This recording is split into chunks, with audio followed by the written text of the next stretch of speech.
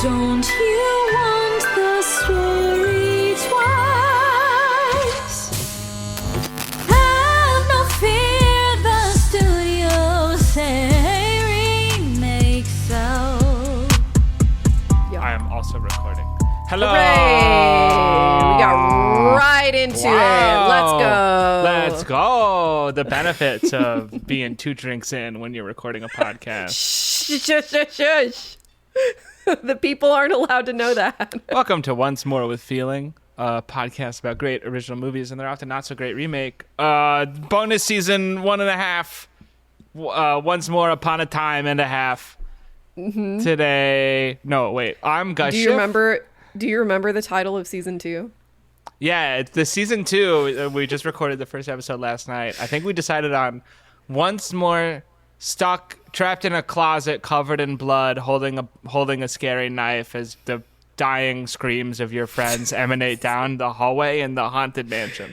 Something like that. Related, yeah. Yeah. Uh-huh. I'm impressed you remember that much. Yeah. I don't remember any of it. Yeah. Well, because you had some drinks last night as well. You had 2 drinks. I am 2 drinks into my evening, is true. But listen, It it's is your also fault. 8:17. That's what I'm saying. It's your fault for getting a real person job. My bad. And eating into my nights. We're not going to get out of here until 10. We'll 10 go fast. p.m. We'll go fast. I'm Gus here. Cool. Let's do the intro really fast. I'm Gus Schiff. I'm a screenwriter, improviser, nonprofit worker. Generally just like a really cool guy. You're okay. I'm okay. I'm a really okay guy. You heard it here first. No, you're cool. You're cool. This is a bad joke. You're a very cool guy. Thank you. Who are you? You are.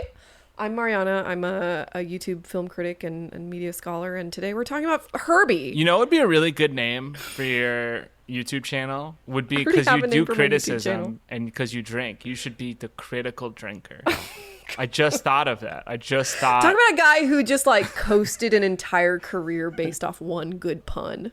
This is the power of punniness. Yeah. Everybody thinks he's fucking smart because he came up with the critical drinker. Yeah. And actually he's a huge fucking idiot. As opposed, what is the pun? What do you mean? What's the pun on? What is the wordplay? What is he Critical playing thinker. off of? Critical thinker? Yeah. I've never heard that. Today we're talking about the movies The Love Bug and Herbie Fully Loaded. Technically more of a legacy sequel, and I know what you're thinking. Why aren't we doing Mary Poppins? Because I don't want to. It's too big. Everybody knows Mary Poppins. Everybody saw Mary Poppins Returns.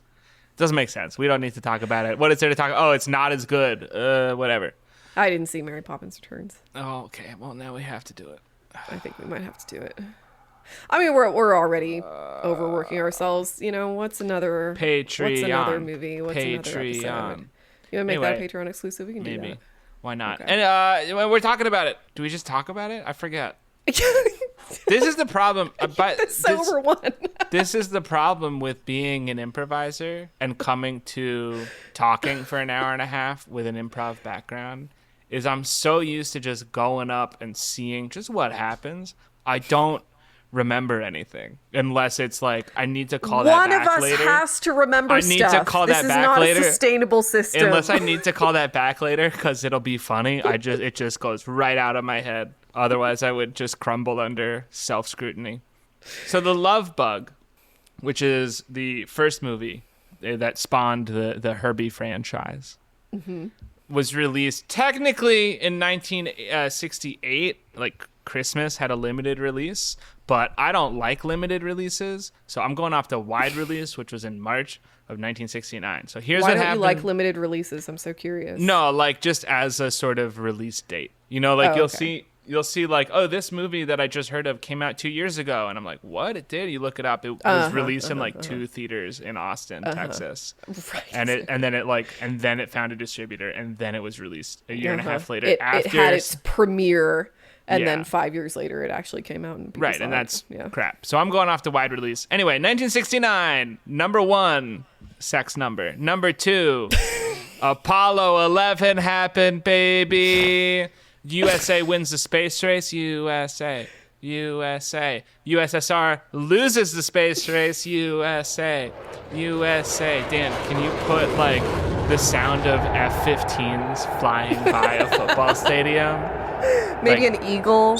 Yeah, Not a and- real eagle though, because they don't sound very impressive. You Yeah, gotta that use the hawk red-tailed that hawk everyone like uses. everybody uses. Yeah. Can you put in that one frog noise that's near California that has come to represent all frog ribbits, even though not all frogs sound like that? Other things that happened in 1969. Nixon is sworn in into his first term after like a long time trying to become president. Good for him. I hope he's okay. I hope he doesn't do anything preposterously stupid. By the way, I saw All the President's Men a couple weeks ago at the Culver Theater here in Culver City, California. They've been doing this like classic movie thing. Oh, I miss the Culver Theater. Incredible. Incredible film. Ugh. So good. I've never Oh my seen it. God. Oh my God. It's so good. It's Robert Redford. By the way, I know we talked about this on the Pete's Dragon episode. This is going to sound weird, but since watching Pete's Dragon, he's become one of my favorite. He's become probably my favorite actor of his like whole era. He's incredible. Dustin Hoffman's All really good, else too, aside, this podcast has been really good for both of our film educations. That's true. You know? That's- We're watching so much stuff that we that- never would have seen otherwise. That is part of why I wanted to do it. But It's not a bad idea. yeah. What else happens? The first ever Boeing 747 flies. I didn't realize that it was so old. I thought it was a newer plane, but no, it is. I'm trying to do math really quick. Old. I'm 31. I was born in 1994. 84, 74, 64 would be This is 71. excruciating. So it's 66? I don't know. My brain broke. 64 years old? It's old. 67 years old? 57 years old. It's 57 years old. Holy cow. The British military deploys in Northern Ireland as part of the continuing troubles that is going on there. Vietnam War is still extremely happening.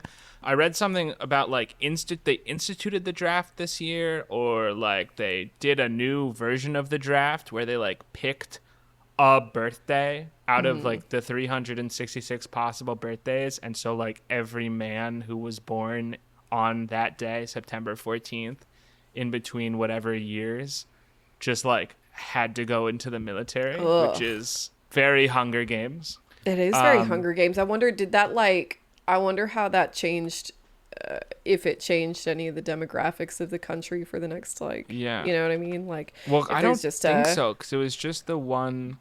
I think it was just the one day. I'm gonna double check. Like, was it statistically significant? Is that like an uncommon birthday now more than it would have been? Well, I wonder. I don't know. The first draft lottery. This is according to Wikipedia.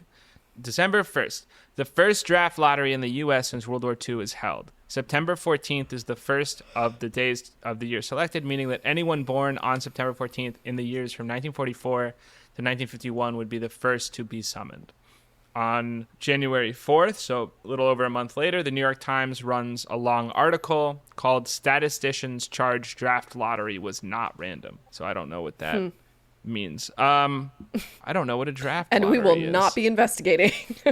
You don't know what a draft lottery is? I don't know what a draft lottery is. I know what a draft is. I'm pretty sure they like literally like a fucking bingo game. They would, go on TV with one of those like bingo ball things and spin it around and pick a birthday, and that's how the That's draft happened for a while. Crazy. Yeah, it is crazy. I mean, it's like I guess if you think about it, what better option is there? But it just seems kind of cruel.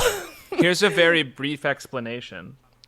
Before 1969, they were drafted basically based on local bodies, which were mostly military veterans, called up registered men, which in the U.S. is all men when they turn 18, and evaluated them for service, and then they would be drafted. There were accusations, especially in the 60s, like especially after, around civil rights era, 1964, that this process disproportionately affected poor and minorities. So they instituted the draft lottery to introduce a random element into the selection process, so that That's it would how affect, Trump got drafted. Well, yeah, For a little bit. sort of. The function of the first draft in 1969 was to select dates within a calendar year at random, with men whose birthdays matched those dates being drafted, period. Yeah. Oh, God, that's crazy. Yeah, it's gross. And all for capital. All to open up markets. Wow. What? Gus is learning about the draft. I mean, I knew that it In real existed. I just time. didn't know how they did it. Good God. Okay, so the draft happened in 1969. The first draft lottery also happened in 1969, but this was during they were transitioning to an all-volunteer force at this time, just very slowly. Interesting stuff. What else happened? Stonewall riots, baby, USA, USA. The Stonewall riots, big important riots in the history of LGBT, etc. rights and recognition in New York. Zodiac Killer claims his nom de mort. I coined that term just now. Did you? I just did. That's very good. Unless I coined that term just now, which I'm using, name of death.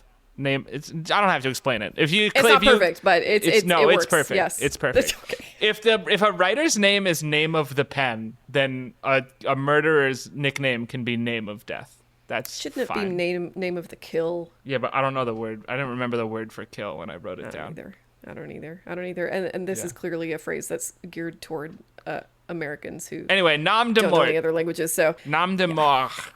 The Manson murders happened in 1969, and Scooby-Doo premieres, one of the most successful cartoon properties of all time. First episode, 1969. are we gonna do at least a mini season of I don't know, what would Scooby Doo even be, like adaptations of cartoons or something? Maybe. I don't know. Yeah, we should do Scooby Doo someday. We can keep eroding at the principles of the podcast as it goes on, and eventually just watch things that we want to watch and be like, this is how they compare. I'm thinking like in the future, once we've kind of gotten everything, it'll be like, oh, like Minority Report and Born Identity are similar enough that we can do that. Just be meaningless as a concept. Mm-hmm. That's fine. Sure. So that's 1969. Let me tell you a little bit about The Love Bug. Here's a quick synopsis, or quick-ish. I overwrote this, as I often do, so let me just speed through it. So there's this guy named Jim Douglas. He's very handsome. He's a driver, and he's bad at it. The opening scene is like a demolition derby stock car race, and he gets like flipped, and he's like, "Dang it!" And then we go into the story. He's walking past a window in San Francisco, and there's a fancy European auto dealership, and he sees a Pretty lady in there too. A pretty lady. Sees a beautiful woman in there, and he's like, "Oh my gosh, a beautiful woman!" And he's looking at the beautiful woman, and she's looking at him, and then he spots, more importantly, behind the beautiful woman, a beautiful car. That's right, it's a Ferrari. And so he gets the lady to let him in because she thinks they're going to flirt. And he goes right to the car. And we all meet Peter Thorndike, who's played by the dad from Mary Poppins. And Peter Thorndike is a dick. And when he realizes that Jim, the main character, is poor, he kicks him out of the store. And the woman... Oh, but before he leaves, before Jim leaves, he makes a really big impression on this adorable little Volkswagen Bug, and also the woman, I guess. Her name is Carol, but whatever. Long story, very short. The Bug is sentient, and Jim doesn't believe it. The Bug follows him home, and it meets Jim's best friend, who is a stoner mechanic named Tennessee. This name I heard correctly, unlike Canoe. The last one. Tennessee, thanks to his... Is he a stoner or is he an alcoholic? I don't think they had stoners in 19... Well, they did. They absolutely did, and they had them in this movie. Different class. They had them in this movie. They showed this up is like, in yeah, this but film. this is like a... Tennessee is like a 1930s. He's like a depression. He's like a degenerate, beatnik. and Yeah. and he's not a beatnik. Absolutely not. He went on a vision quest to Tibet and meditated with the monks for like months. That's supposed to be funny, though. That's supposed to be like funny. a funny inversion of what you would expect from this character, which is like a sort of bumbling buffoon. And it is funny. He's played by Buddy Hackett, like one of the all-time famous comedians who, and I think we talked about this on the podcast, got started in the Catskills at the Jewish resorts doing stand-up. Fun fact. So Tennessee senses sentience from Herbie, as he names it, the little bug. Peter accuses Jim of stealing Herbie and forces Jim to buy Herbie, and so Jim is in a lot of debt because he only has $80 to his name. Herbie turns out to be a great little race car because it's adorable and it senses goodness in Jim and it wants to impress him. There's like something. Herbie is in between a dog and like a very misogynistic 1940s take on a woman. I was just gonna say. Yeah. Yeah. I mean, there's a reason that we give the pronoun she to every vehicle, you know? Even though Herbie is very much a man. Herbie is very male, even though Herbie is a car. Yeah. But it is very much that thing where it's like, I love my car, I love my boat, I love my plane. Yeah. And the part of the reason I love it is because it does whatever I want it to do and doesn't talk. Although just Herbie like the perfect woman. Herbie does not do those things and doesn't talk. That's why it's male. Gender. So there's this, they come up with a bet basically where Jim bets Peter that he could win these races, and if he wins, like, they'll cancel the debt. And Peter's like, and if I win, and Jim's like, I'll give the car back to you or something like that. And then Jim does win all the races, and it's awesome. And Peter becomes obsessed with the car because there's no possible way that the car should have won. And Peter, also to mention, Peter is competing in these races and keeps losing to this bug that should not be winning. It's only 40 horsepower, which even back then is not race car material. Mm-hmm. He's so cute, though. He's very cute. Herbie is with very the power cute. Of cuteness. So Peter gets Tennessee super drunk and then gets Herbie super drunk by pouring Irish coffee into, like, the radiator. And this makes Herbie lose his first ever race, which makes Jim abandon Herbie for a sexy new Lamborghini, which he goes to a lot of debt for because he's an idiot. And then Herbie, in a womanly fit of jealous rage, destroys the Lamborghini and then runs away. And then Herbie is captured by Peter's goons, and they're like about to disassemble it. I wrote just shenanigans occur, but I want to say it. They're about to disassemble it in a sort of like noir hero is captured by the criminals and locked in a room with a single light bulb. And then Herbie like escapes and smashes through the garage door. And there's this like James really Bond is about to be like sawn through with a table saw. Yeah. There's this really fun like chase scene, and I want to know how they shot it because I don't think they had remote controls back then. Maybe they did. I guess 1969. If they did the moon landing, they could probably remote control a car. But there's this really fun chase scene through like all through San Francisco, goes through Chinatown, destroys a bunch of stalls in Chinatown, and then eventually like Jim catches up and they get like arrested or something. Herbie gets impounded. I don't remember. Yeah. But anyway, Herbie's in the impound. The Chinese boss, who's a character named Tang Wu, who's very heavily implied to be a triad boss. Oh, Jim goes to pick up Herbie at the police impound. That's what it is. And Tang Wu is there, and he's like, you messed up my businesses and my stall because you smashed through everything. By driving through them. Yeah. Tennessee, who speaks Chinese, convinces Tang wants recompense for the destruction of his stuff. But he's impressed by Herbie, so he wants to buy Herbie. There's eventually a deal where, to wipe away the debt, Tang is going to take ownership of Herbie. But Peter still has the right to race Herbie in the upcoming El Dorado marathon stock race. And if they win, he gets to buy back Herbie for $1. And if he loses, that's it, and he'll come and work for Tang or something. And then Tang, in a very fun reveal that I assume is one of the earlier iterations of this cliche joke, Tang is a guy who had only spoken Chinese, and he goes, "Now you're speaking my language." And they shake hands, and it's adorable. It is. It's good. Yeah. So Tang agrees to this bet, and then he makes a side deal with Peter. We don't know what the side deal is, or do we? I don't remember. I don't think we do. You watched it today. We do not. We do not. Makes a side bet with Peter. It's like I think Peter kind of like pulls him into the closet and they have a conversation, but it's not clear what the conclusion of the conversation is, something like that. So there's this big race. There's a lot. This race is all shenanigans. I don't know if you've seen speaking of Scooby-Doo and Hanna-Barbera, there's that old cartoon, I think it's called Wacky Racers. Mm-hmm. Have you seen Wacky Racers? I don't think I've seen Wacky Racers, Gus. It's called Wacky Races. Oh my God, and it's from this year. I'm a genius. There's this character. Wacky Races is a Hanna-Barbera cartoon about a big wacky race, and it's all these silly characters, and it's animated in the Scooby-Doo style. And there's this character who looks sort of like a classic evil guy, like pointy chin, thin little mustache. Yeah. He's always trying to fuck everybody else up with like tricks, and he has this little dog that goes like when it laughs. The people can't see what you're doing. Yeah, but they can hear the noise I made. I didn't hear the noise you made.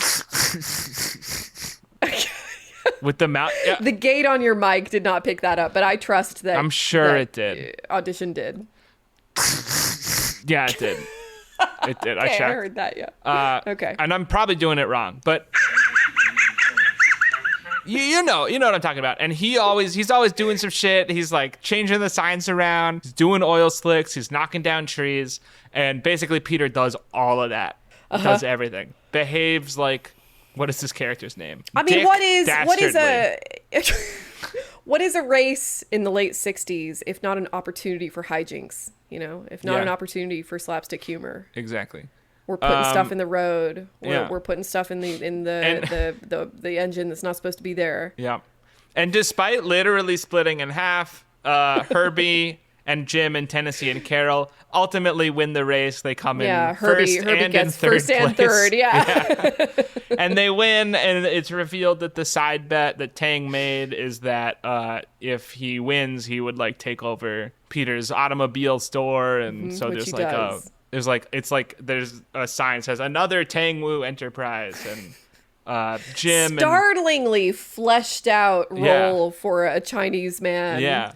in this movie. Jim and Carol are very happily like working for him now. Like they're paid well. I assume they're in a union. Good health care benefits. Excellent time off because they're in a union. Join a union. And then everybody lives happily ever after. Mm-hmm.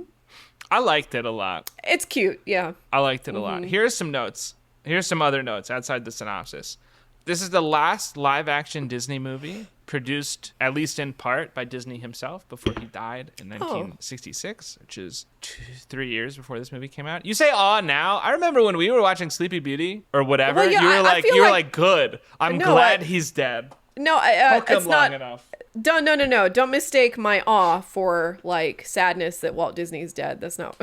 That's not what that's supposed to be. I'm not sad that Walt Disney is dead. He should have died by now. But I have good news for you. I think it's interesting that this is the last movie he worked on. I feel like you've said that about a couple of Said that about one of the animation movies. Yeah. Jungle Book. Okay. So Jungle this Book- is the last movie. This is the last live action film that he worked on. And in fact, like I think it was The Star. I think The Star like credits that fact for why the movie ended up doing so well. Because the movie did extremely well. It was budgeted about $5 million, which is a lot more than the other movies we've been watching so far. I don't know how it crashing a compares bunch of cars. Yeah. And like some of those stunts were crazy. Yeah. Some of those stunts were insane. I want to look up how much Mary Poppins was, because Mary Poppins came out a year before this movie. Mary Poppins was similarly budgeted. So this had a similar budget to Mary Poppins. It did not do as well as Mary Poppins, but it still did very well. It made Disney like $21 million in theater rentals that year, which is good. Very good. In fact, it's the second highest grossing movie of 1969. Number 1, Butch Cassidy and the Sundance Kid. Number 3, Midnight Cowboy. Jesus. Which was rated X. I don't know if you're aware. Was it and the then first rated X movie? I don't Midnight know. Cowboy? I think it was the first rated X movie to like do well at the Academy Awards. And then number 4 was Easy Rider, and number 5 was Hello Dolly. As you can tell, a lot of people taking very strong advantage of the end of the Hays Code. Yes, absolutely. It's a very transitory time in film history right now. End of the Hays Code. A bunch of like I was going to say low income, but that's not right. But like, a bunch of people just being, there's one like the great American tradition of just like making whatever the fuck. Yeah. This starts to, really begin in earnest. And that carries on good through old the days. 70s and 80s and most of the 90s. I miss it. Yeah, bummer. R.I.P. I'm sad now. Moment of silence for good American movie making. Yeah. This movie, The Love Bug, was directed by Robert Stevenson, who also directed Mary Poppins. Ooh, Mary Poppins. Love Bug was based on something called Car Boy Girl, which is, and I could not find this, and I don't think it exists anymore, but it was either an unpublished short story or a spec script by a guy named Gordon Buford, who was not credited on The Love Bug. But I found this like weird blog that was like, everybody loves Herbie and everybody loves The Love Bug, and we all know it's based on this thing, which is a long lost unpublished short story, and no copies exist except when Bill Walsh died and his estate went up for sale, there was a copy of Car Boy Girl available, and it looks like it was a script. Wow, exciting. So who knows? There's a character. I'm just going through my notes now, so feel free to jump in. There's a character right before the El Dorado race starts. There's this like racing commissioner guy who gets up and explains the rules of the race, and he's so profoundly uncomfortable in front of the camera. He's so awkward. You know who I'm talking about? I don't know. He's so stilted and awkward that when I was watching it, I was like, this has to be a cameo of someone famous who does not know how to act. And there are many of those in Herbie. And I was so right. I was incredibly right. That man, he's the guy, again, right before the El Dorado starts, who gets up on stage and explains the El Dorado, and he's like sweating and he's not really moving and he's looking very still. His name is Andy Granatelli. He was a very big figure in the Indy 500 community around the time in stock car racing. He was like the CEO of STS, I think. He has a Wikipedia page. Andy Granatelli. He was the CEO of STP, which is a brand of like motor oil and automotive lubricants and all that stuff. So he cameoed in this movie, and he was the most awkward person I've ever seen on screen. Fun fact, despite Herbie being obviously a Volkswagen Beetle, because no one has ever made a car that shape, it was never called a Volkswagen or a VW or a Beetle, because those are all VW trademarks, and Disney and VW was like, no, you can't use those. Did they call it a bug ever? They call it a bug. Okay, is that why we call it a bug? No, the nickname Bug already existed, but VW did not own the trademark Bug in reference to a car. So Disney could. Is Bug just that. An American thing, or is that an everywhere else thing also? Let me. It does look like a bug. It's a very cute little car. I think it's interesting that it's like a legal issue to call it by its name, but it's not a legal issue to not call it by its name, but have it on screen all the time. I think maybe they let them use the car, but didn't want them to name the car, because apparently like Volkswagen kept sending lawyers to make sure they were like following the rules. I don't know what it was, and I couldn't find it. Okay. We'll never know. So the Beetle is a German nickname. Okay. The official name of the car is a Volkswagen Type 1. Okay. Germans called it the Beetle. Because that's what it looks like. And then English-speaking people called it a bug. Okay. And how true is it, Gus, that this is a piece of Nazi engineering? Well, VW is a well, okay. The Volkswagen Beetle is a small family car produced by the German company Volkswagen, from 1938 to 2003. I mean, that's why it's called Volkswagen, right? Yeah, it's people's car. Yeah. So it's extremely true that it's Nazi. The Beetle, this is from Wikipedia. The Beetle was conceived in the early 1930s when the leader of Nazi Germany, Adolf Hitler, decided there was a need for a people's car, an inexpensive, simple, mass-produced car to serve Germany's new roadwork, the Reichsautobahn. Engineer Ferdinand Porsche and his design team began developing and designing the car in the early 1930s, but the fundamental design concept, blah, blah, blah, blah, blah. What a stain on the fine legacy of this car. It's so cute. It's so cute. Such a little so the cutie. Nazis did one good thing, is what we're saying. They gave the world the Volkswagen the Beetle. That's disappointing. This is like when you're like, ugh. This is like learning about Roman Polanski after seeing his movies.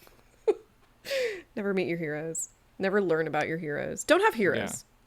Although, You'll just be disappointed.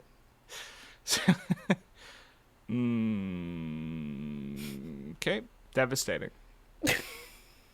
So the car was like supposed to go into the car. It came from the Nazis, but because Nazi Germany was so badly run and they got into such stupid wars. What must that be like? I know. It did not go actually into full production until the war ended, when the British brought the factory into operation. So designed by Nazis, but produced by British people. Interesting. Much like political joke. Feel free to insert your own punchline to that one. UKIP, I don't know. That probably works. Anyway, Beatles are adorable. Critics. So people love this movie, right? You don't become the second highest grossing movie in a year without people really liking it, or at least thinking they have to see it. Critics, on the other hand, also mostly liked it, but a couple like pretty prominent people were just being like little bitches about it. Whoever wrote the Times people just really review, don't like Disney. No. A lot of critics. Disney is like, understood as like, I don't know, sort of lowbrow. It's kid shit. Factory.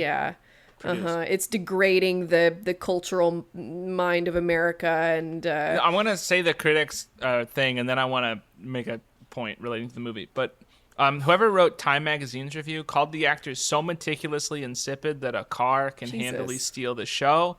I think that's mean. That is mean. They're fine. They're fine. I think Buddy Hackett is actually really good. Variety's reviewers said, and they liked it, for sheer inventiveness of situation and the charm that such an idea projects, The Love Bug rates as one of the better entries of the Disney organization, which is correct. And then Vincent Canby, who hated this movie, writing for the New York Times, said that The Love Bug has the form of fantasy comedy, lots of not very special effects, and no real humor, which I think is wrong. I also think that's wrong. I think that's the statement of somebody who went in trying to dislike it. Yeah. You know. And I think it's interesting determined to not find it funny. I wish I was able to find more reviews than these ones, and even find full reviews, because for a handful of these I could only just find like a couple quotes from a couple like Wikipedia, Rotten Tomatoes, a couple other websites. It speaks to me, having watched the movie, which is at worst I liked it a lot. I think at worst it's fine. Yeah. I thought it was good. I didn't have a bad time. Yeah. It's not as good as That Darn Cat. It is not as good as That Darn Cat. But to see like one of the I hate this word, but one of the discourses I've seen in the last couple years is like reviewers are just being shitty just to be shitty, and that's new. It's not. No, it's not. Nobody has any cultural memory anymore. I don't understand it. There's because we let children talk online. Probably. No one gets a voice online until you're my age. That's the rule. Until you're exactly our age. Yes. Anybody younger is wrong. Which means eventually no one will be able to talk online anymore. Ideal. I think because by this point, we looked a lot at Disney in the animation stuff. I think by this point, if I remember correctly, Disney's producing a lot of pretty low budget nostalgia and like kids and family schlock. It's a lot of pretty low budget westerns, all shot on the same soundstage. I think it's like the critics who are complaining about Disney's prominence in American culture. I think that's the thing, that like they're not when they write a bad review, they're not talking about the movie itself. They're talking about Disney as the progenitor of this movie, which I still think is unfair. I don't think that's like good. I don't think that's best practices for a critic. You should talk about the movie. Yeah. You should not use it as a proxy to attack the studio that made it. Yeah. But I get it. I get their frustration. I get it too. I'm looking at Disney's like filmography around this time. There's a lot of films and not a lot of films that anybody remembers. They did an adaptation of Robinson Crusoe I feel like I knew called that. Lieutenant Robin Crusoe, U.S. Navy. Starring Dick Van Dyke as a don't like U.S. that. Navy pilot who becomes a castaway on a silly. tropical island. Are there pirates? I don't think so. Well, then what the fuck is the point? You know, Disney was producing a lot of movies then, and probably a lot of them were bad. And so I get the want to badmouth the studio, but there's a line like in this movie, in The Love Bug, that's like something they're talking about Herbie and why Herbie's special, and it's like a factory, you know, can produce 10,000 cars and all of them are exactly the same, but even still, among those 10,000 things, one or two of them just end up being special and nobody knows why. And I think like that's, to me, pretty good, very self-aware. Self-aware how? Self-aware, mean? like I think I liked this movie quite a lot. I'm a fan. I was a fan of That Darn Cat, which I think also had a somewhat kind of self-aware thing with the surfer, with the surfer movie thing. I don't think they were talking about surfing movies. I think they were talking about Disney movies, and I think that line also was talking about Disney movies. And I don't know. I guess I'm just a little more cynical than you, because it's the same thing that Disney is. I mean, maybe it's not substantively the same thing, but it's at least trying. Disney recently has been trying to do a similar sort of self-awareness thing where the scene in Wreck-It Ralph 2 when Vanellope or whatever goes and like meets all the Disney princesses and they're all like making fun of themselves and whatever. Yeah. This is a similar thing, and I don't find that very charming. I think it's not good to like denigrate your own artistry. I think like, to me, it's like that's the difference between like corporate approved sort of self-effacing stuff and then like just commentaries on how I interpret landscape. it. Yeah, how I read the part of That Darn Cat in this movie, which is like the writers like snuck it in there, you know, because it's not overbearing. Like I think the Wreck-It Ralph 2, like I rolled my eyes because that's all like, again, not to be against broad woke things, but it's all like those complaints are all very like approved critiques of the princesses. Yeah. Nobody disagrees. It's like, who the fuck are you kidding? This is not incisive. This is not, you're not subverting any expectations by saying this. Everybody understands that Disney princesses are this and that. And the entire point from, you know, Disney's perspective, I feel, and this is like maybe the, I don't know, maybe sort of a red flag for where Disney was going at the time, where it's like, the point is that we like Disney princesses despite those things, and why we like them is sort of cultural interest and the thing that should be explored. It should not be the case that Disney is sitting here, you know, like is sitting around insulting Disney princesses. What for? You made them, you know? I don't know. I think it's a whole thing. It's why like I like the Deadpool and Wolverine movie, and we talked about this in the we saw that together. The sort of precursor to this podcast, after I had pitched it to you for the first time, and you were like, "Let's see how people respond to this Patreon recording."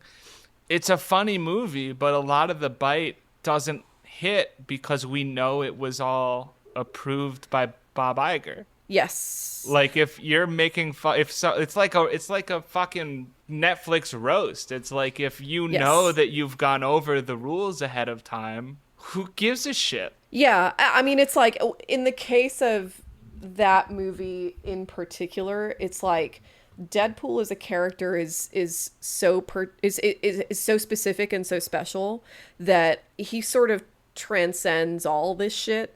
And I think that after Marvel fails, which it will, that movie will still work, you know? I think so. Because Deadpool as a character is just so mean, you know? Yeah. And so like and so cynical and so dismissive of everything that and like I don't think it's like a good sign to, if you have to like bring Deadpool in to like save your studio or whatever. I think that itself is deeply cynical and not a good sign for where Marvel is going, but I don't think it damages the movie in a weird way, you know. I'm really fascinated, and I hope I live another, how old am I? 31. I hope I live like 60 more years. Oh my God. I'm a third of the way through my life. I'm panicking. I think about this every day. Yeah, it's horrible. But I'm really fascinated to see, like, I don't know how much money they've made as a whole, Disney, on like Marvel and Star Wars, but just in terms of like franchise health, you know, it's functionally non-existent for Star Wars and for Marvel. And I'm really fascinated to see, like, longer term, hopefully in the next 60 years, although what I would really appreciate, everybody, is like if you could sort of, there's that movie by the Wachowskis where Mila Kunis plays like a genetic reincarnation of a space princess, Saturn Rising, something like that. Oh, Jupiter Atlas, Rising. Jupiter Rising. If someone could not clone me exactly, but sort of Upload your consciousness into the cloud. not upload my consciousness, but sort of mirror my consciousness into like a, you know, maybe like a condemned criminal or someone whose like life doesn't matter in 300 years. Like I so want to know what happens in the future, like specifically in terms of like franchise shepherding. Because holy 300 fuck, years into the future, and what you're interested in is franchise integrity. yeah. Okay, whatever. Who am I to judge? Because the other stuff, you know, that'll happen regardless of whatever. But it's like, and we'll see. But it's, you know, it's like Disney fucked up so bad, or so it seems.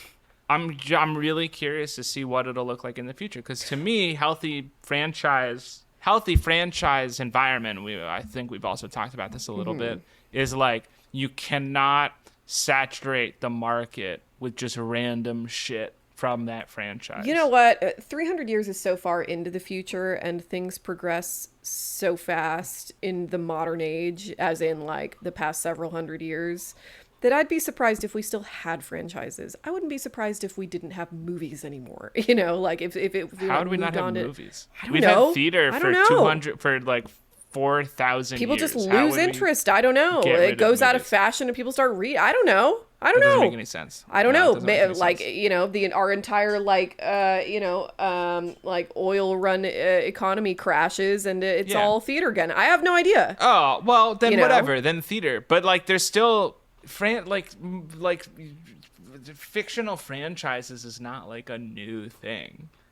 Greek myth is all intertangled all the time. You would like definitely, but Greek myth is Greek myth is very different from Disney franchising. It's not at all. It is. It's very similar. The only difference is that Greek myth is open source. No! Greek myth is basically backrooms. No, the difference is that Greek myth is based in metaphysical presuppositions. Ovid is Kane Parsons. Kane Parsons is the Ovid of the 21st century. I don't know. I don't think that. I think this is like sitting around in the 1860s or something and wondering how the conditions of like you know how books used to be published in chapters in periodicals, like what the sort of Mark Twain model of but they still, novel development is going to look like. But there in are still like 2026. there's still like writers who publish periodical novels. Like, of course online. There are, but I don't think the that Metro series was published. That way. But I don't think that that's like where the zeitgeist is. You know? So okay, when have I ever cared about the zeitgeist? The zeitgeist is filled with morons. Not you guys. You guys are so smart. That sounded sarcastic. You guys are so smart. Fuck. Sometimes I don't even mean it sarcastically, and I just like become incapable of delivering something sincerely. Anyone who listens to us is at least normal. Let's move on. Okay. Herbie spawned 3 sequels in 1974, 1977, 1980. We did not watch any of them, but I might just on my own because I like this one a lot. And in one of them, they go to Monte Carlo, which is crazy. Mm-hmm. And then I kind of wonder how the character of Herbie develops, if at all. I don't know. He seems like more of a meta thing, I meta feel character. like, I'm guessing here, but I feel like it becomes very quickly a pretty sequel-y kind of movie. They very much focus on like the car is alive and it squirted water on the guy. Yeah. And probably loses its charm. How many times that happened in this one? Three times? The oil on the foot, like 3 times. Yeah. It's got to be 3. Can't just be 2. Yeah. No, can't be 2. Can't be 4. And then there was a TV remake in 1997 starring Bruce Campbell. We should have watched that one. Well, but it's made for TV, and except for Dr. Caligari's Cabinet of Mysteries, I want to stick with theatrical releases. I'd like it known that I didn't agree to this stipulation that everything be theatrical. All right. Who introduces themselves first on this podcast? Me. Fine. And then the 2005 remake with Lindsay Lohan, which we're about to talk about. And then there was a 5-episode TV show in 1982 that did not get renewed for a second season. Pretty big franchise for Disney. It's a huge franchise for Disney. I don't expect the sequels to be very good. Maybe the second one. That seems like it's kind of a pattern in sequels, but not reliably. Any other thoughts about The Love Bug? Any other thoughts? I texted you as I was watching, as I watched it like a few hours ago. Because you made me do 2 of these recordings in a row. Thank you. My girlfriend's parents are coming to town this weekend, and so I will not have time before next week. It's fine. This is what we get for overlapping these seasons. It's okay. But I texted you because this movie completely won me over with the scene that you apparently don't remember, where Tennessee goes outside and Herbie is giving rides to all the neighborhood dogs. He's like playing with the dogs, and 2 of the dogs are in the car and like sticking their heads out the window, and he's just like driving around in circles. I guess I don't remember that. Maybe I was like making my dinner when that was happening. It's so cute. Whoops. Yeah, it's a cute movie. It's paced really nicely. The tone is held up throughout. The introduction of what's the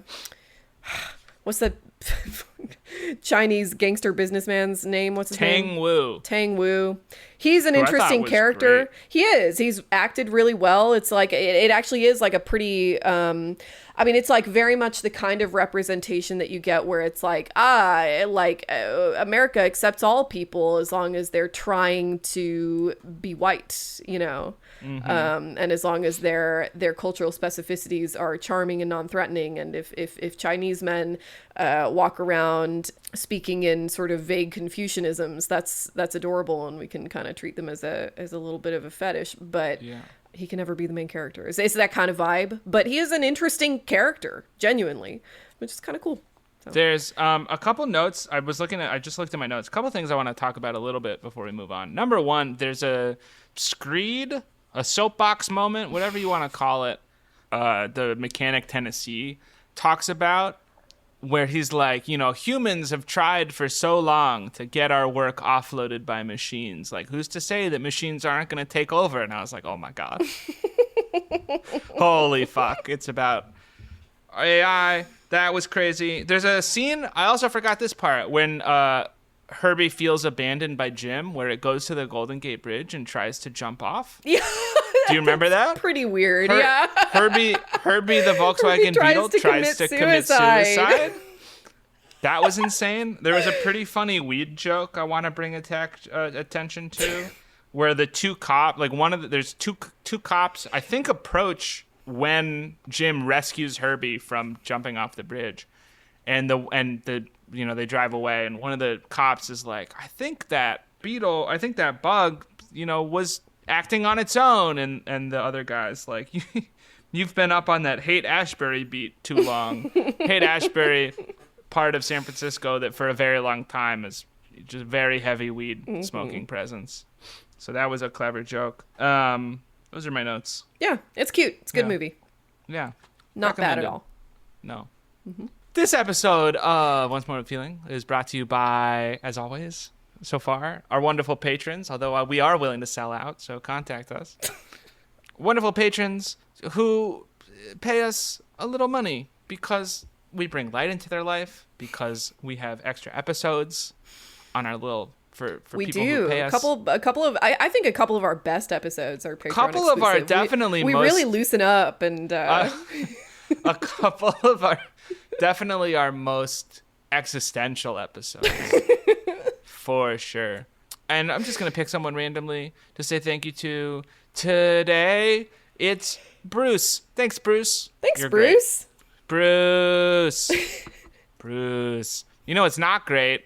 2005 Herbie Fully Loaded. It's Take not. it away. It's not Tell me great. about it. Okay. Well, I'll tell you a brief synopsis. Really brief, because I checked out hard in like the middle of the second act of this movie. It's rough. It is. It's rough. So, Maggie Payton is the name of Lindsay Lohan in this movie, and we begin with her graduating from fictitious LA University. That doesn't exist. It's UCLA when UCLA doesn't let you use their trademark. Exactly. Because It's they didn't want to be UCLA associated when you with can't get Discovery. Reese Witherspoon on board. That's not. Is that who it is? Who? What? Who plays Legally Blonde? Yeah. Yeah. All right. So Michael Keaton is her like race car driver dad. It's like a legendary race car driver who's the son of another legendary race car. It's a race car driving family. Her brother's also a race car driver.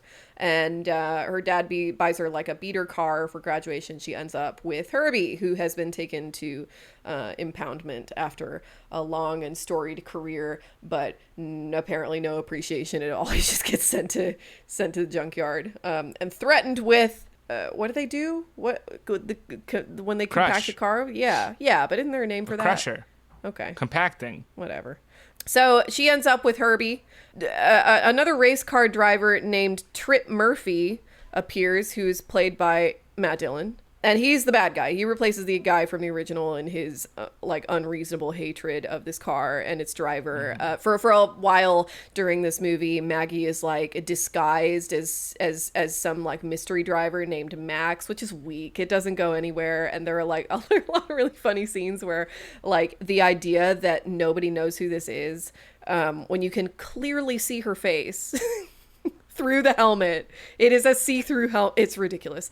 Maggie gets kind of conned into betting a race on Herbie. So Trip ends up with Herbie, who puts him in a demolition derby. And at that point, I was watching this vlog and I said, is this a movie about dogfighting? It's like there are like a few points in this movie, and there are a couple in the original too. And I wonder if this is sustained throughout the sequels, where like Herbie is in mortal danger. Herbie is abused and put in these horrible situations where he's like obviously gonna die, this sentient car. So that's what happens now. Maggie runs into the middle of the ring, I guess, and saves Herbie. They have one last good race. Maggie wins this race after arguing with Michael Keaton about whether girls can race. That's not the issue. This is also like a very decom thing to do. Like I was like a very decom thing to be subversive about gender roles in ways that nobody was talking about at the time. Do you remember Motocrossed? It's a very similar vibe. Motocrossed is a decom about a girl who wants to do dirt bike racing, and the entire thing is about how girls don't do that, and she's like bullied super hard about dirt bike racing. It's like, I don't think anybody cares, think you can just do that. Anyway, Maggie ends up with Justin Long, who's her childhood friend, I guess, and has been, fixing up Herbie throughout the movie. And Herbie goes on a date with Cheryl Hines' VW Beetle. That's the end of the movie.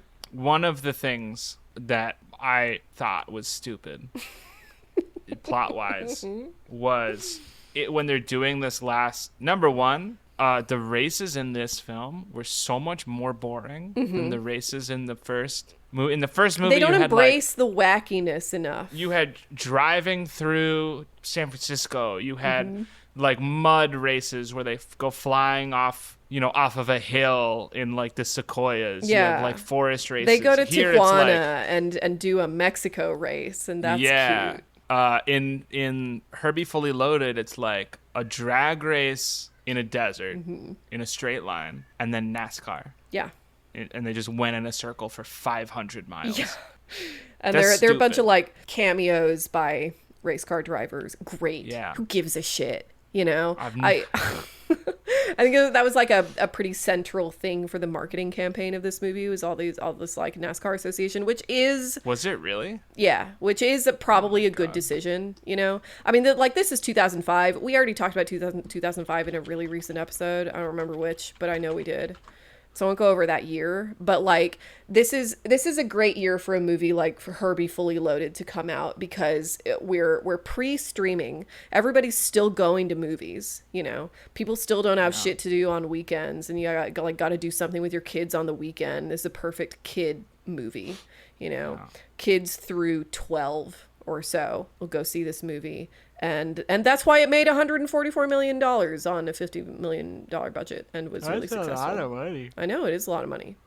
But yeah, it did not, I mean, it's not that it didn't age well. It's just not a good movie.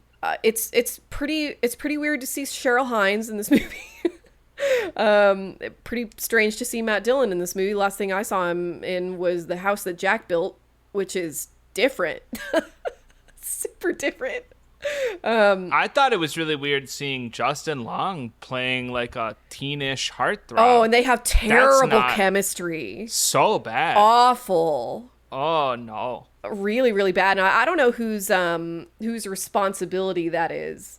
Because I like at this point, Lindsay Lohan's last movie before her career kind of crashes into a wall. She's about 18 in this movie. She starred in Mean Girls the year before. Mean Girls comes out in 2004. And immediately after Mean Girls is when she starts getting hounded by paparazzi. She pretty clearly gets into pretty serious drugs and drinking. She's getting DUIs all the time. You know, she's under a lot of celebrity scrutiny in the way that late teens and early 20s ingenues are in the early 2000s. The early 2000s was like just nasty to young women in entertainment. Not good. She goes to rehab 2 years after this movie. Yeah, really sad. And you can kind of like, you can see it in her face. You can see it in her performance, you know, already. She does not look 18. She looks believably much older, which is She's also playing a 22-year-old. Yes, she is. She's playing a 22-year-old. Yeah.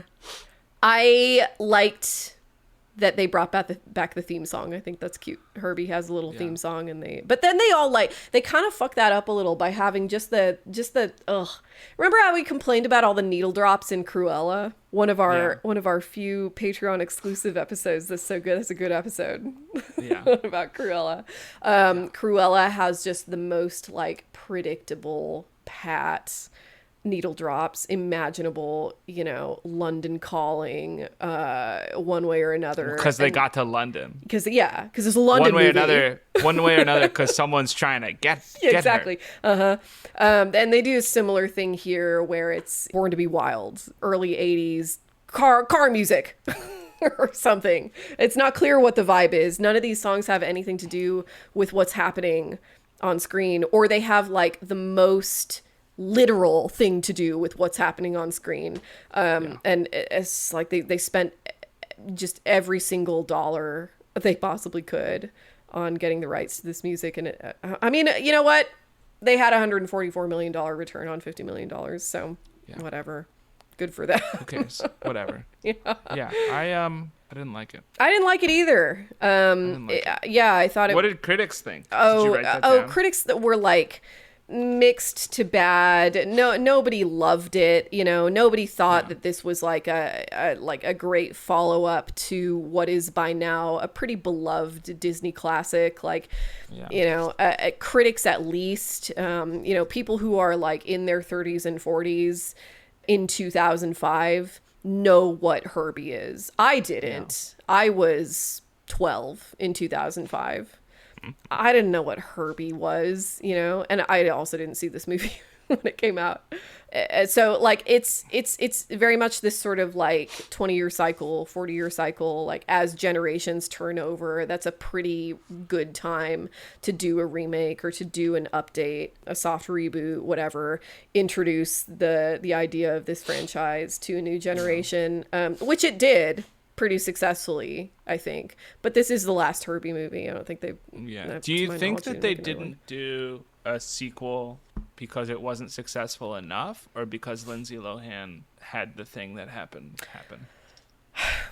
I think, maybe a little bit of a cop-out answer, but I think that they didn't do a sequel because Disney at this point in time is still relatively successful enough with its other ventures that they didn't, like, I think if they made it today, they would absolutely make a sequel because holy shit, it made 3 times its budget.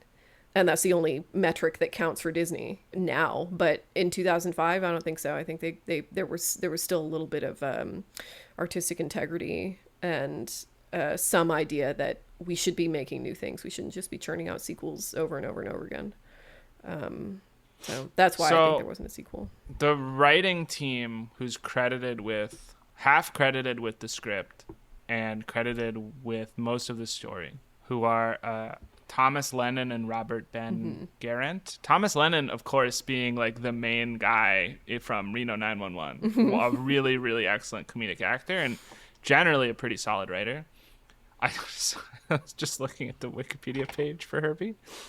They said that because the remake was their idea, apparently. It was not like a Disney thing. But they said, quote, "We are both very big fans of the Love Bug movies, but the old Herbie movies are corny in a way that you can't get away with today. We needed to put Herbie in a much more real world, not some dopey, illogical kids movie world with characters like..." I don't know what he's talking about. This is like the crotchety... the crotchety old junk lot owner twirling his mustache and swearing, "I'm going to get that little car if it's the last thing I ever do." Kids hate that kind of stupid shit as much as grown-ups do. We set it in a very realistically portrayed world of San Fernando Valley street racing, a macho world where an old beat-up car would get laughed at, then be totally respected when it won some races. And then they turned in the first draft and the movie was greenlit. They were confident of the movie. Disney was confident of the movie off the first draft. But, this is him writing again, here's where it gets interesting / horrible. We were no longer dealing directly with then Disney president Bob Iger. We were now dealing with a studio executive under Iger. This executive was not in the room when they sold the pitch. The executive was not there when Bob Iger gave us notes on the script. This executive has no agenda. The exec wasn't making a power play. The exec genuinely didn't understand the movie and what the buyer had initially liked about it.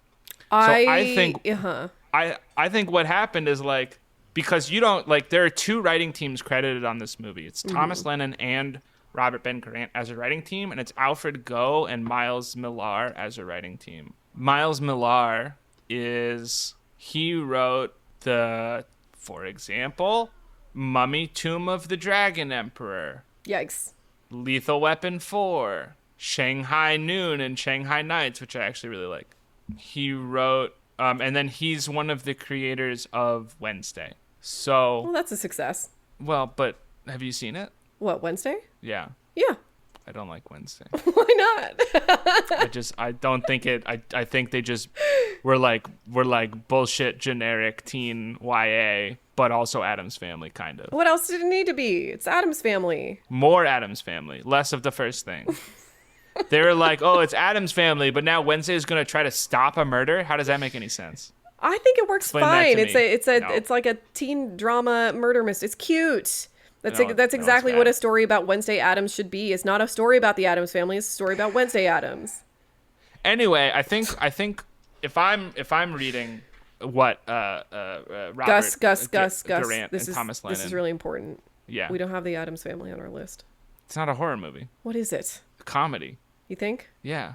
Okay. Explicitly. Okay, we'll do it in the comedy season. I think what Robert Ben Garant and Thomas Lennon are saying in that thing that I just read verbatim from Wikipedia from their book is that Disney took the script because they bought the idea, right? They bought the script, they paid for the script, and then they had another writing team, this executive had another writing team tweak it and make it what it ended up being, which is the kind of corny shit that they said that kids don't like anymore. Yeah. That's what I think happened. I can't imagine that. Well, I don't know. Who am I to say? I just have a hard time imagining a version of this movie that is good and works. So the other thing is that I think I had the pleasure of watching the first Fast and Furious movie on a plane ride recently, and then most of the second Fast and Furious movie also on that same plane ride. Herbie Fully Loaded is so similar to the Fast and Furious movies. Very. Including, and I think this is an intentional homage, there's that moment like when Lindsay accepts Herbie and they like start working together and she touches the like gear shaft and like the bolt of electricity and it goes like into the gears and through the engine and there's a spark. There's that exact same shot in Fast and Furious, or at least Fast and Furious 2. And so I feels think, very like, much like a studio request. Maybe, but I think like when they're talking about like, oh, the gritty world of the gritty world of San Fernando, Street Valley, racing, street racing, like I think the pitch might have been it's Fast and Furious for kids. Yeah, that makes sense. Interestingly, it's directed by Angela Robinson, who's this like in 2005 was this like kind of cutting edge queer filmmaker who makes, I think, 3 movies before this, small movies, nobody's seen them. They do like, they're kind of festival circuit movies, and then does Herbie Fully Loaded, and then a couple more pretty small movies, looks like, and then just stops directing. She did a couple episodes of Wednesday, and then like True Blood and the L Word, and she kind of focuses on TV after that, but like she really has not a whole lot to say about this movie at all. It seems like I don't know enough about like the director economy to figure out what happened there, but it just seems like very out of field for a director like this. I don't know. What do you make of that? Anything?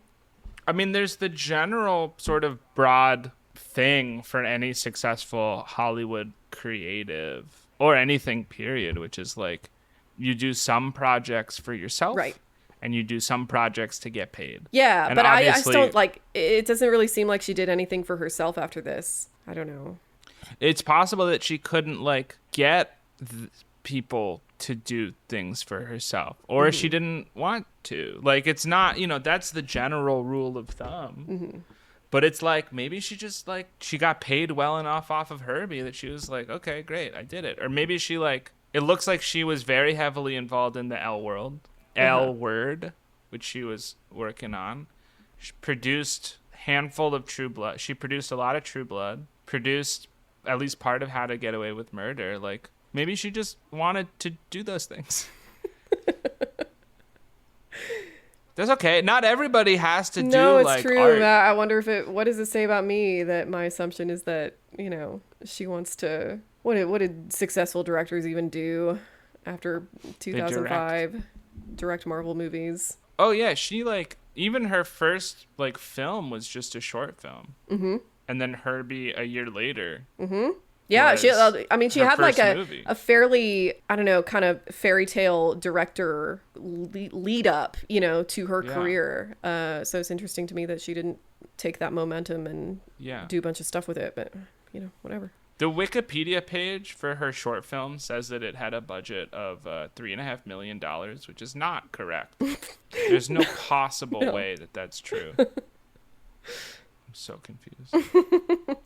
Oh, she doesn't have to explain it herself to us. She had a short film that was then turned into a full-length film that maybe had a budget of $3.5 million. Okay, that makes more sense. That severely underperformed at the box office, but is now a cult classic. That sounds fun. That sounds like a fun movie. What else about this movie? There's that part where, like, I think the villain, like, it turns around and is, like, being sort of mansplaining to Lindsay Lohan. And then Herbie turns into a demon for a second. Do you remember? You know what I'm talking about? I don't think so. Not even a demon so much as, like, an unknowable eldritch god. I think Herbie might be like one of H.P. Lovecraft's like monsters. What does he do? I don't remember this. Do you not remember? He's like, the guy turns around and then Herbie, like, all of his shit opens up and he goes, yeah. Yeah, he turns around. Spooky. Yeah, he does like a blah face at him, but it's a car version and it's 2005, so we have to apply a bunch of weird CG to it. And it's scary. Yeah, he just like he turns inside out for a couple seconds. Yeah, it's freaky. Yeah, that's weird. Ugh. Yeah. I didn't like. I didn't like part. that either. I didn't like this movie. I was not a fan of this movie. No. This is one of my least favorite remakes.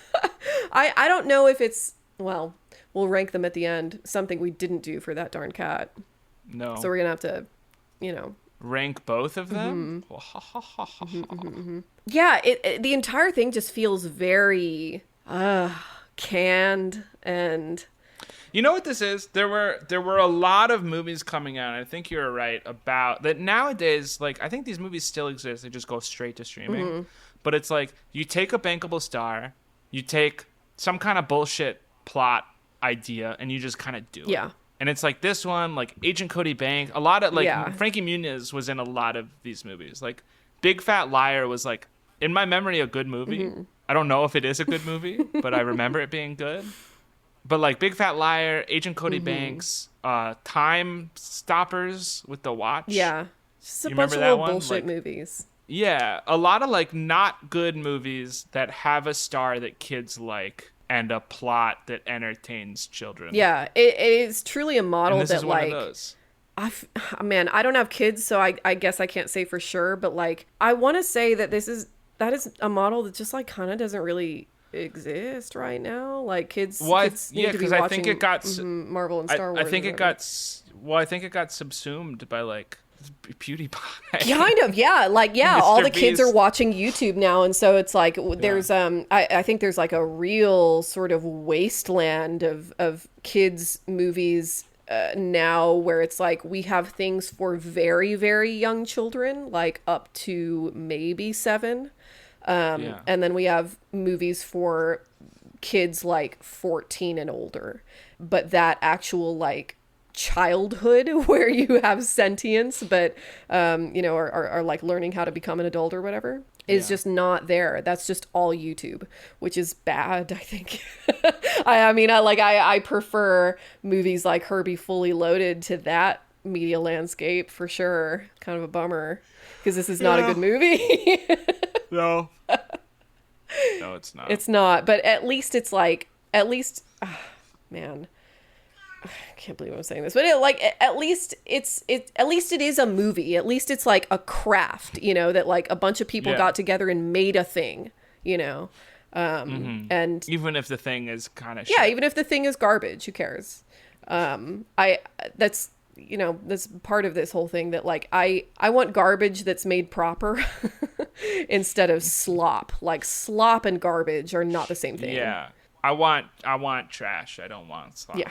Mm-hmm. Yeah. I agree. And this is trash for sure. Yeah, this is trash. Let's rank it. Okay. Okay. So first I'm see. going to do That Darn Cat. Original movie, That Darn Cat. I'm going to put That Darn Cat, original That Darn Cat, above Dumbo. And in between Dumbo and Lady and the Tramp. Better than Dumbo, worse than Lady and the Tramp. So number 10 overall. You really liked Lady and the Tramp. I really liked Lady and the Tramp. It was so cute. It was an animated romantic comedy from the 50s. I know. I I saw it. I was there.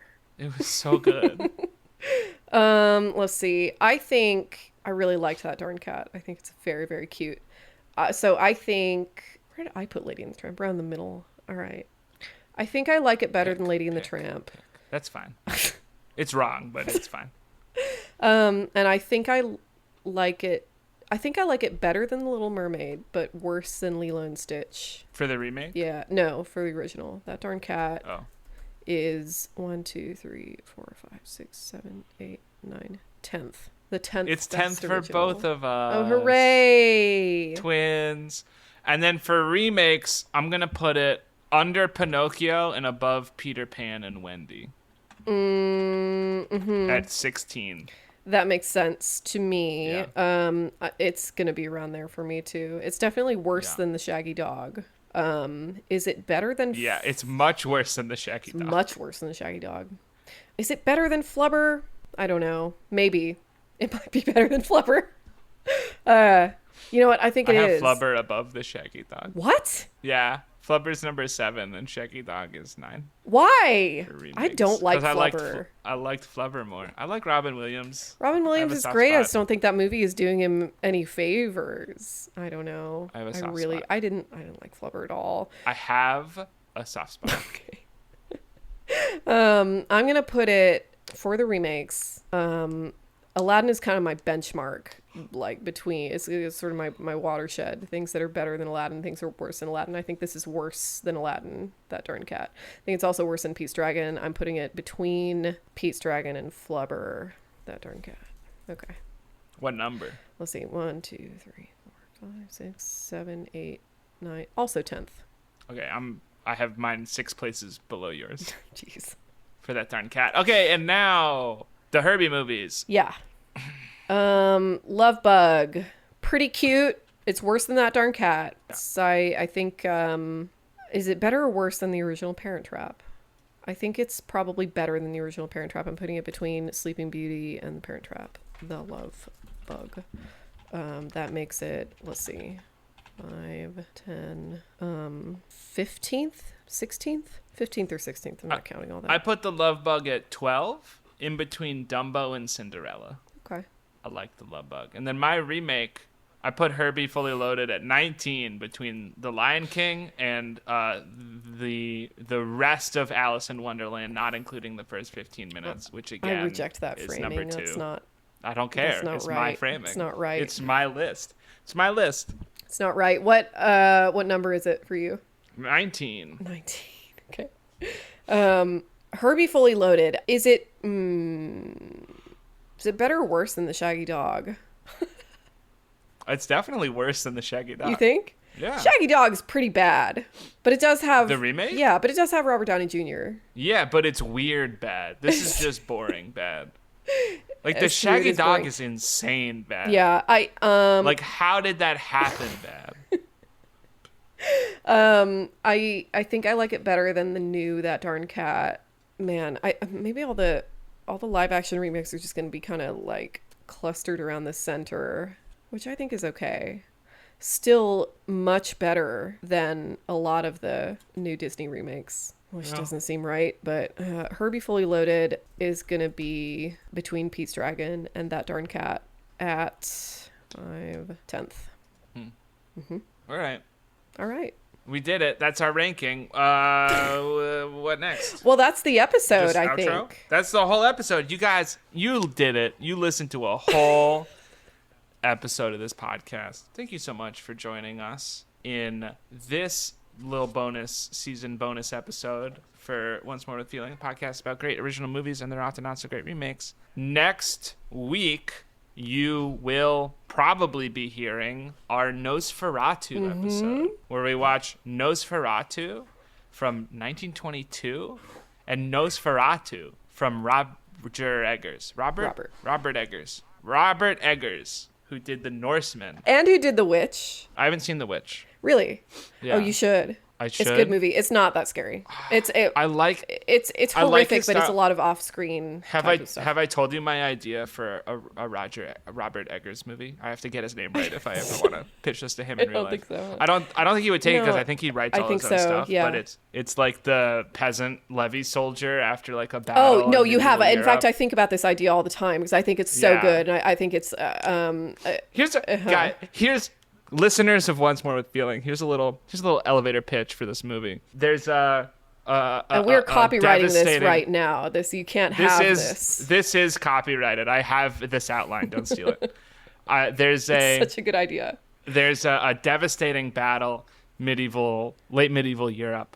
The main character, a young peasant boy who has his dreams of military glory absolutely destroyed when his unit is sent to just like be a distraction for his side's heavy cavalry. They get charged down by a unit of knights from the opposing team. They rout, they die. But before, like in the chaotic melee, the one thing this character manages to do is kill a knight's horse. And so he wakes up days later, like as scavengers are roaming the battlefield, and falls in with a crowd of fellow deserters, and they try to get home to their villages, and they turn to a little banditry and some other stuff, and just dealing with the realities of medieval times, disease, and etc., all the while being stalked by this like near demonic knight as vengeance for killing the his horse. idea of a night slasher is so good. Thank you. He's got his mask all built in. Amazing. It's such a good idea. Yeah. So it is Roger, very Robert Eggers. fuck. Robert. Christ, you'll never be able to convince him. If you're interested, our email is withfeelingpod. Is it? I forgot our email. That's embarrassing. Gmail. Someday Gus will write this down. Just script it for yourself. You know what's crazy? I did script it. I just haven't clicked on it yet. Robert. Robert, if you're interested in that idea, our email is withfeelingpod@gmail.com. And we will also be doing, as a Patreon exclusive, Werner Herzog's version of Nosferatu, which is quite different. That's exciting. Yeah, it'll be fun. That's going to be weird. It'll be super interesting. Yeah. If you want to support us, if you like what you hear, you want to check out that Cruella episode, our Sleeping Beauty episode, because Maleficent technically isn't a remake, our Mufasa episode, which is my personal favorite. A lot of fun. You could give us money on Patreon, which the link is in the notes here. Otherwise, if you want to support us, you don't want to spend $5 a month. Totally fine. I don't support any creators personally. You can. My girlfriend just walked in. I got distracted because she's so pretty. Oh my God. Sorry. You can like on various social medias, which are all With Feeling Pod, Instagram, TikTok, YouTube. You can do comments. You can rate. You can, like, if you plan a series of arsons in your city and they, like, map out to a QR code that links to our Patreon, that would be... Don't do that. That's illegal, but that would be so crazy. Otherwise, I don't know. Thanks for listening. Outro music. Outro music.